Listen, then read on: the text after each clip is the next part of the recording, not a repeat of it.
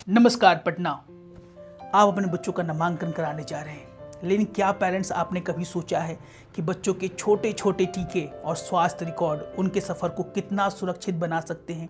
CBSE के guideline फरवरी 2012 के अनुसार एक बच्चे का टीकाकरण का रिकॉर्ड हर एक विद्यालय को रखना है, जिससे वो बच्चों की सुरक्षा तो हो ही, उनके साथ पढ़ने वाले हर एक बच्चे की सुरक्षा की जा सके। आइए समझते हैं अपने इस वीडियो के माध्यम से क्या है टीकाकरण और टीकाकरण से रिलेटेड बहुत सारी जानकारी। जी हाँ, नमस्कार पटना। सीबीएसई के सर्कुलर में भी कहा गया है पेरेंट्स की टीका एक बार नहीं लगातार देने वाली चीजें हैं और इसका मेंटेन और रिकॉर्ड रखना विद्यालय के लिए कितना ज्यादा आवश्यक है।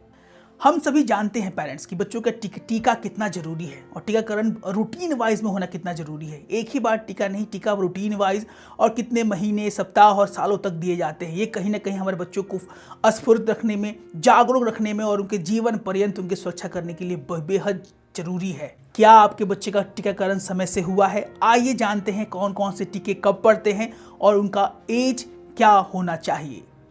पहला, बीसीजी टीबी के लिए जन्म के तुरंत बाद, हेपेटाइटिस बी जन्म पर, फिर 1 महीने पे और 6 महीने की आयु में, डीपीटी डिप्थेरिया, पैटोसिस और टेटनस 2, 3, 4 महीने की आयु क्रम में, ओपीवी मुंह से पोलियो की दवा जन्म पर, फिर 1, 2, 3, 4 महीने में, मेसल्स खसरा 9 महीने की आयु में, एमएमआर यानी खसरा और रूबेला पेरेंट्स इसमें 16 महीने की आयु में दी जाती है, डीपीटी और ओपीवी बूस्टर लगभग 18 महीने पे, टाइफाइड व्याप्त मलेरिया की गोली 2 साल की आयु पे, हेपेटाइटिस ए 2 साल की आयु पे और चिकन पॉक्स 1 साल के बाद एक खुराक दी जाती है। उसके बाद डीटीओपी यानी कोटिका 4.5 साल की आयु में और बूस्टर डोज हर एक 3 साल पे और टीटी हर एक 5 साल पर दी जाती है पेरेंट्स। ये एक क्रमिक टीका होता है पेरेंट्स, जिससे बच्चों की इम्यूनिटी को बूस्ट किया जा सके, जिससे किसी भी खेल और प्रतियोगिता में हमारे बच्चे किसी भी बच्चे से पीछे ना रहें। क्योंकि आज का ज़माना बहुत ही क्रॉनिकल डिजीज़ का ज़माना है, बहुत सारे कम्युनिकेबल डिजीज़ का ज़माना है और बच्चों को पहले से ही हम लोग जागरूक नहीं रखेंगे तो वो अपने सफ़र को अच्छे तरीके से नहीं चला पाएंगे पेरेंट्स। अगर हेल्थ रिकॉर्ड, इसके बाद अगर बात की जाए पेरेंट्स, तो हेल्थ रिकॉर्ड 2 तरह के होते हैं, हमारा हेल्थ हिस्ट्री और दूसरा होता है continuous health record card. Health history जब बच्चों का नामांकन होने वाला होता है तो सीबीएसई बोर्ड का एक परफॉर्मा है, इसमें 3 और 4 पेजेस होते हैं। इसको कुछ पेजेस जो है वो पेरेंट्स द्वारा भराए जाते हैं, कुछ पेज जो है वो एमबीबीएस डॉक्टर द्वारा भरा जाता है। उसके बाद जो सेकंड पेज है इसको बोलते हैं कंटिन्यूअस हेल्थ रिकॉर्ड, जिसमें विद्यालय की तरफ से बार बार पेरेंट्स से जिक्र किया जाता है कि पेरेंट्स आप हमें बताएं कि बच्चों को ये टीका लगा या नहीं लगा।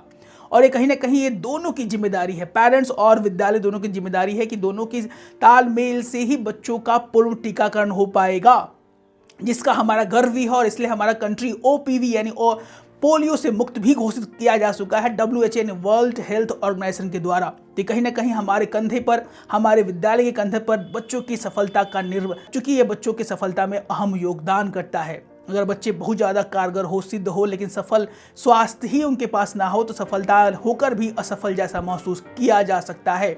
इसका बहुत सारा एग्जाम्पल्स है कि अगर स्वास्थ्य नहीं है तो बच्चे अच्छा परफॉर्म नहीं कर पाते हैं। कहने की ये अतिशयोक्ति नहीं होगी कि अभी आने वाले समय में अभी बहुत सारे ऐसे बच्चे हैं जिनको 8, 9, 10th में भी शुगर और बीपी डिटेक्ट हो रहा है parents. Even the age of the 3 and 4 also many kids have detected the heart disease. So कहीं ना कहीं ये चीज़ें हमारे बच्चों के लिए, हमारे बच्चों के भविष्य के लिए टीकाकरण का सही तरीके से पढ़ना, टीकाकरण का सही रिपोर्ट कार्ड रहना बहुत ज़्यादा आवश्यक है। इसीलिए टीकाकरण पे बहुत सारे सवाल भी आ रहे थे हमारे पास, जैसे टीकाकरण होता क्यों है, क्यों करवाया जाता है।